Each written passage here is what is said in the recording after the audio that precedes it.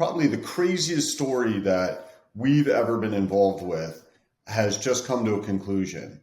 Recently, a court in California, a federal court, held that a group of companies controlled by Chinese billionaire named Liu Zhongtian were criminally liable for evading about $1.8 billion in U.S. tariffs. This story is something that started more or less with a report that we did, Muddy Waters, pseudonymously. Back in 2015, caught up with the funds that's pretty smart money, and they said to us, this is right up your alley.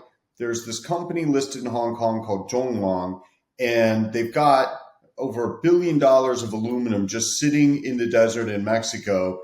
This thing's a fraud. My first question was, well, what would the point of that fraud be? I mean, if you've got $1 billion sitting in Mexico, where did the money come from? Now, what we didn't know at that time, but would later find out, is that this is money, roughly $5 billion, that we think had been just defrauded out of Chinese banks. And what we were seeing was the laundering taking place. But right after they brought Zhongwang up, Freddie said, oh yeah, I know that company. So China Zhongwang is funny because it was always a fraud. The fraud changed from being just a traditional stock market fraud to something a bit realer and much wilder. But I remember from when I was working at a hedge fund in Hong Kong prior to Muddy Waters, Zhongwang had listed. Typical at the time for some of these Chinese companies, they didn't give you the customer list. And so it was, customer A, B, C, and then maybe they told people who a few of the customers were, just through some pretty rudimentary checks, some short sellers and I think some journalists as well, had called the customers up and basically asked them if they bought what they claimed off China Zhongwang, and they said no. So immediately after the IPO, there was a tremendous amount of skepticism as to whether the company's revenues were real, whether the company's customers were real, whether the factories were real. And, that probably should have been where it ended.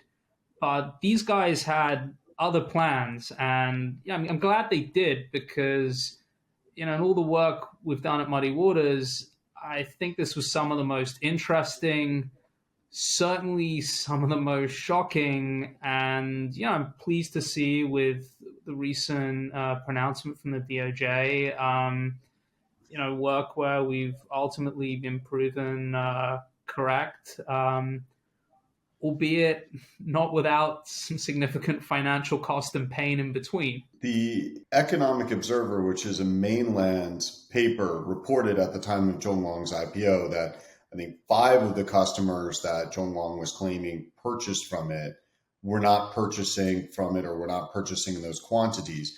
And then also the South China Morning Post reported that 2 of Zhongwang's claimed customers had lower annual revenue than Zhongwang claimed to be selling them in prior years. That automatically was the cause for skepticism there from the media. So Zhongwang claimed to be the second largest manufacturer of aluminum extrusions in Asia. Aluminum extrusions are aluminum forms that are commonly used in buildings, windows, and other products like those. The issue, though, is that the demand actually wasn't there. All of this stuff that it was producing was actually being bought by the chairman of the company, who had taken out these loans from PRC banks that at the time we were certain he would never repay, and I'm assuming never did repay. This was turned into aluminum extrusions, shipped overseas, but was not allowed to enter the United States without a massive duty attached to it. So most of it ended up in Mexico, some in Vietnam, some in Malaysia. And in Mexico, they were deprocessing it. They were taking it from this more finished product, an aluminum extrusion, melting them down into these enormous industrial-sized billets, and then trying to sell it onward. I think it would be remiss if we didn't give credit to a journalist at Aluminum Metals Monthly, which I must confess is not something I had previously subscribed to and generally has not been a wonderful source of short ideas. This had the massive amount of aluminum in the desert in Mexico had not gone unnoticed by the aluminum industry and was actually causing a significant amount of concern. And so this journalist was, to my knowledge, the first guy who basically went, commissioned or took his own drone, flew it over these facilities and shot these amazing photos of what a couple $1 billion actually looks like, just sat there shining in the desert. And the really funny thing is they applied the company in Mexico that they'd set up, which was actually owned by the chairman's son at one point. That company, Aluminacast, applied to the United States government to try to get preferences under NAFTA for sending this aluminum in. So basically, you're looking at this aluminum that I think was subject to an anti-dumping duty as of 2010, these aluminum extrusions. The U.S. government posed, I think, a 374% anti-dumping duty on these extrusions. Well, they were taking these extrusions, sending them to Mexico, remelting them into billets, and trying to get them into America with actual preferences from NAFTA. So that was a big part of what was going on. They did send some of these directly to the US, in particular to a company in California called Perfectus. And they didn't pay the duties on that aluminum because what they did was they took these extrusions, welded them together to make these pallets that they claimed were actually for shipping. But the average Zhongwang pallet, aluminum pallet, was about 165 pounds, which was way too heavy. I mean, aluminum pallets are a very niche market, but they'll weigh about 50 pounds. So anyway, they then sent all this into California, no end buyer for most of it, and the U.S. government ended up seizing a bunch of it, and that's when the U.S. government filed the criminal case alleging that the LIABILITY and all these companies evaded the $1.8 billion in U.S. duties. As we've discussed, there was kind of the stock market fraud angle of let's make up some customers and dump some stock on some unsuspecting punters in Hong Kong, which then merged this, well, let's defraud the US government as we try and do backflips to get into the US. But there was also an angle of fraud both on Chinese banks, which may or may not have been condoned. My strong belief is people at the banks were paid off, and I don't know if the banking system's underwater by hundreds of billions or trillions of dollars, what's a few more billion to throw into that? And in addition, there was this land Ponzi scheme they had going on as well. So, I don't know if you want to call it innovative or just hand-to-mouth survival to keep robbing Peter to pay Paul, but they had multiple scams on at any one time. They had multiple people within the organization that were wearing multiple different hats depending on which entity they were in charge of and seemingly which day of the week it was. So it was really multifaceted and interesting in terms of the complexity of what was going on there. I think it's easy to understate the significance of this, though, because when you looked at that time, roughly $5 billion in loans being taken out onshore by these shell these shell companies that were controlled by the LIABILITY through proxies, these were empty boxes, right? So there's like $5 billion in capital flowing to them. One of the interesting things about Zhongwang, too, is that it was an incredibly complicated fraud. But it was often known by members of the public, sometimes the companies, journalists, that there was a lot of monkey business that was going on. As we spoke with formers and employees of the company, suppliers, they would often say, yes, we know XYZ company is actually Zhongwang.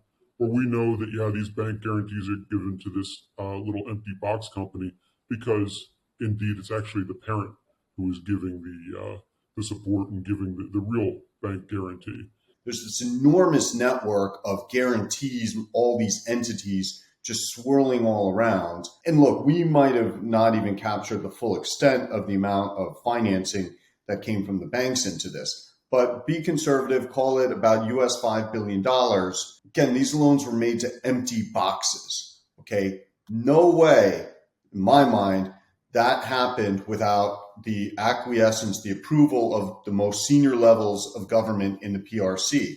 And that makes total sense to me because this is kind of like the triple play as far as I'm concerned for CCP officials. Because number one, it allowed Zhongwang to keep producing aluminum, so workers remained employed. Number two, it allows China to dump aluminum and degrade the US's industrial base further. So I think this is all part of the grand strategy that, we didn't really know China was employing until arguably recently.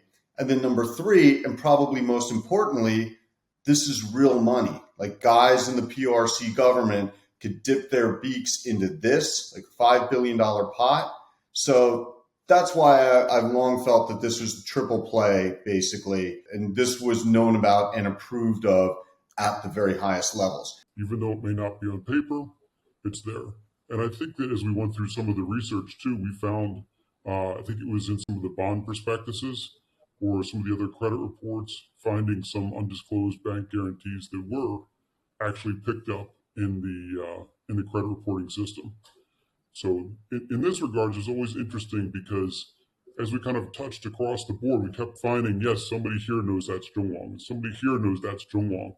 It kept coming up again and again. When we spoke to a former, it was actually a current employee of Zhongwang who had been working for Global Vietnam. He had said, quite literally, he had been seconded and sent down to Global Vietnam Aluminum in order to go work there and help them dial in their systems. This was one of Zhongwang's major undisclosed subsidiaries. The first thing that we do when we look at a company in China is we start pulling government filings. And so we were pulling what are called these SAIC files on Zhongwang and its various entities. There was also an obvious undisclosed related party in this trading company called Dalian Liwang. And Dalian Liwang had originally been disclosed in one of Zhongwang's prior filings. And it was pretty clear that it was an empty box, but on paper, it was exporting enormous amounts of aluminum. So we looked into Liwang, but then we also found a couple of other entities that were just like Liwang. They were these trading companies, and these were all businesses that had really no substance to them, except they had enormous liabilities and enormous accounts payable because they were getting this aluminum that they were not going to pay for, and they were just exporting it. And often those exports would then go through these Singaporean entities that were controlled by a proxy of the Liu family.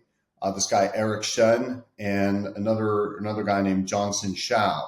So we were pulling the Singapore filings and we saw the same thing. So we'd see this chain of custody basically from these trading companies. They were the last ones in China to touch the aluminum, at least from a legal title perspective, going through Singapore. So once again, huge debts, so huge accounts receivable, huge accounts payable, kind of matched up with what we were seeing from the PRC trading companies. And then we also had import-export records. So the export records from China were showing these Singapore intermediaries. And then we also had import records from Mexico, which were showing that the aluminum was being imported from these Singaporean intermediaries. So that's when the paper started to match up here.